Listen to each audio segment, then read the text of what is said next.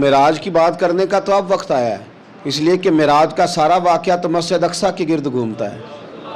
سبحان الذی اسریٰ بعبدہ لیلا من المسجد الحرام الی المسجد الاقصیٰ۔ حضور نے معراج کی رات مسجد اقصیٰ میں نماز پڑھائی تھی، اور ایک بار پھر سے طیبہ سے فلسطین میں آ، راستہ دیکھتی ہے پھر مسجد اقصیٰ تیرا۔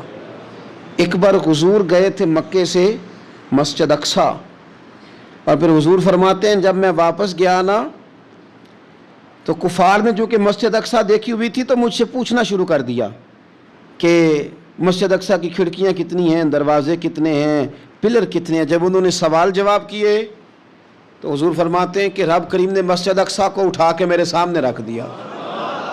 میں دیکھتا جاتا تھا، بتاتا جاتا تھا، کہہ لوں بات کر لوں۔ ایک دفعہ حضور مکے سے مسجد اقصیٰ آئے، اور ایک دفعہ مسجد اقصیٰ میرے نبی کی زیارت کے لیے مکے گئی، حضور کی زیارت کے لیے مکہ شریف گئی۔ اور میرے نبی تو صرف کسی چیز کی طرف ایک دفعہ دیکھ لیں تو وہ رحمت کے پھول کھلتے ہیں۔ مسجد اقصیٰ کی طرف منہ کر کے 17 مہینے میرے نبی نے نماز پڑھی ہے۔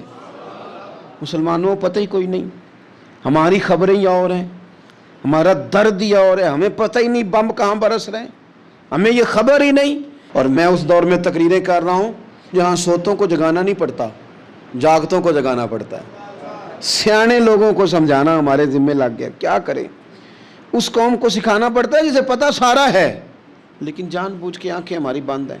یہ مولوی کو بات کرتا تو لوگ کہتے دیکھو مولوی گالی دیتا ہے، لیکن اگر قائد اعظم محمد علی جناح کہے کہ اسرائیل امریکہ کی ناجائز اولاد ہے تو پھر تو تمہیں ہضم کر لینا چاہیے نا، پھر تو لیبرل کو بھی ہضم ہونا چاہیے نا کہ قائد اعظم نے کہا ہے، اور اس ناجائز بچے کو تم نے اتنی طاقتیں دے دی کہ وہ مسلمانوں کے قبلہ اول میں نماز پڑھنے والوں کو بھی نہ بخشے۔ کہاں گئی تمہاری وہ انسانی حقوق کی بڑی بڑی تنظیمیں، کدھر گئی؟ اور میرا پاکستانی میڈیا سے بھی سوال ہے، چند دن پہلے سیالکوٹ میں ایک واقعہ ہوا، ناانصافی ہو گئی جی، ناانصافی ہو گئی جی ایک بی بی کے ساتھ۔ ہر بندے نے شور مچایا، بڑے بڑے طوفان اٹھتے ہیں، کیوں ہوا جی کیوں ہوا؟ تو مسجد اقصیٰ کی توہین ہو گئی تو پھر طوفان کیوں نہیں اٹھا؟ ٹاک شو کیوں نہیں ہوئے؟ بحثیں کیوں نہیں ہوئی؟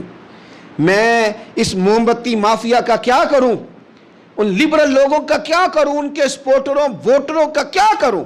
ان سیاسی جماعتوں کے کارکنوں کو کیا نام دوں کہ جو ان فضول بحثوں میں تو وقت ضائع کرتے ہیں، اور وہ مسجد اقصیٰ جس کے بارے میں میرے نبی پاک صلی اللہ علیہ وسلم سے ایک صحابیہ نے پوچھا تھا، یا رسول اللہ مسجد اقصیٰ میں نماز پڑھنا کتنا کو بہتر ہے باقی نمازوں کے مقابلے میں؟ تو حضور نے فرمایا 1000 گنا بہتر ہے۔ بی بی عرض کرنے لگی سونیا میں جا تو نہیں سکتی، دل بڑا کرتا ہے۔ تو حضور نے فرمایا جا نہیں سکتی تو وہاں تیل ہی بھجوا دے، جس میں حاضری لگوانے کی حضور بات کریں جس مسجد میں۔ اور نبی پاک علیہ السلام نے فرمایا خاص کر کے سفر کرنا ہوا تو 3 مسجدوں کے لیے کرنا، ایک مسجد حرام بیت اللہ کے لیے، ایک مسجد نبوی کے لیے، اور تیسرا مسجد اقصیٰ کے لیے۔